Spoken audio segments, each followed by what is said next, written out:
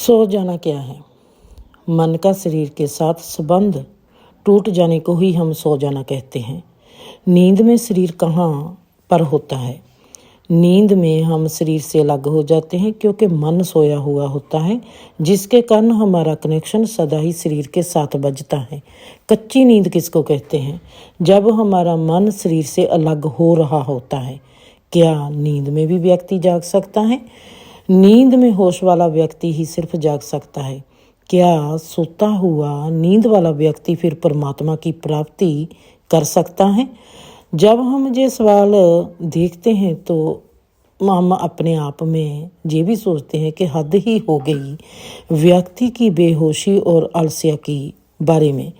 अगर हम सोते हुए खा पी सकते हैं तो आप परमात्मा को भी पा सकते हैं। इस सवाल को आपको खुद ही हल करना पड़ेगा कि कैसे आप सोते हुए खा पी सकते हो। अब अगर ये सवाल पैदा हुआ है तो इसका कोई पॉजिटिव जवाब भी ज़रूर होगा, वो भी कहीं ना कहीं हमारे ही अस्तित्व में होगा। तो हमने उस जवाब को अब ढूंढना है। कौन है वो व्यक्ति जो सोया हुआ भी परमात्मा की प्राप्ति कर सकता है? संपूर्णता में जागता हुआ व्यक्ति ही परमात्मा की प्राप्ति कर सकता है। जो सोए हुए जिस्म को, सोए हुए मन को पूर्ण रूप में जानता है। अब तक कितने सोए हुए लोगों ने परमात्मा की प्राप्ति की है? अगर हम इस सवाल को बहुत ही गहरे में से जांचेंगे तो हमको इस सवाल की पैदाइश के पीछे जाना ही पड़ेगा। जैसे कि हम किसको सोया हुआ व्यक्ति मानते हैं? परमात्मा को हम क्या समझते हैं?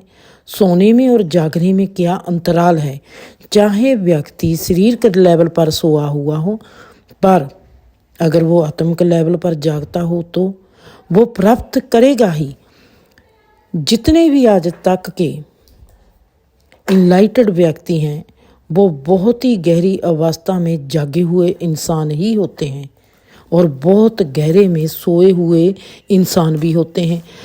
जागे हुए हैं पॉजिटिव आयाम में, सोए हुए हैं नेगेटिव डिमेंशन में।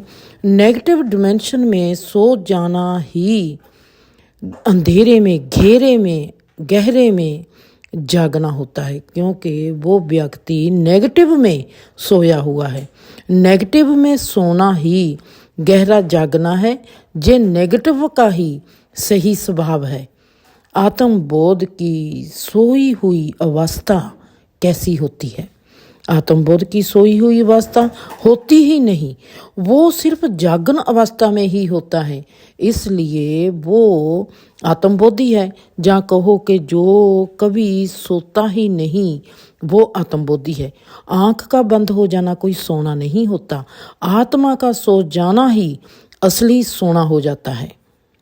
शरीर का सो जाना और आत्मा का सो जाना, इन दोनों में फ़र्क क्या है?